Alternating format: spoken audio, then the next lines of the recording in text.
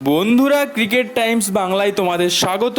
বন্ধুরা, মহেন্দ্র সিং ধোনি কি এবার আইপিএল খেলবেন? কতটা সম্ভাবনা আছে তার আইপিএল খেলার? এই নিয়ে তিনি কি বা বলছেন, চলুন ভিডিওটা সম্পূর্ণ দেখা যাক।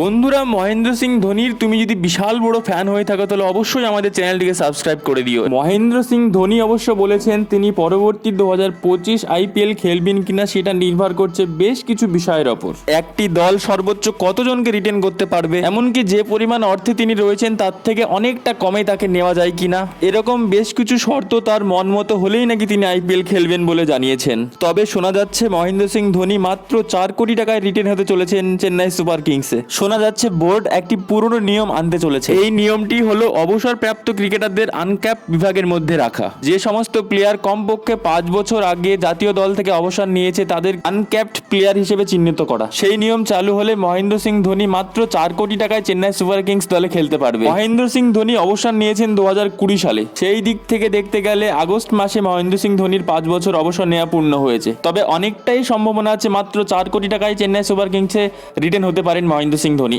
এই আনক্যাপড রিটেনশন রুলস চালু হলে কেকেআর সহ অনেক দল অনেক রকম সুবিধা পাবে। বন্ধুরা, তোমরা কি চাও মহেন্দ্র সিং ধোনি আবারও আইপিএল এ ফিরুক? তোমরা অবশ্যই কমেন্ট বক্সে জানাতে ভুলো না। ভিডিওটা এখানে শেষ করছি। ভালো থেকো, সুস্থ থেকো, দেখা হবে পরের ভিডিওতে। ধন্যবাদ।